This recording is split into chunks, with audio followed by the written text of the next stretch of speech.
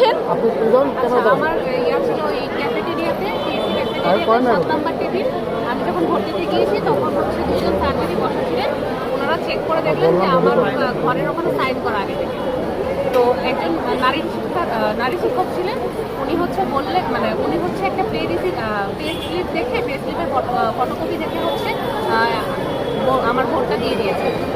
তার মানে আপনি বলতে চাইছেন আপনি যাওয়ার আগে আপনার ভোট দেওয়া হয়ে গিয়েছে? কয়টার দিকে?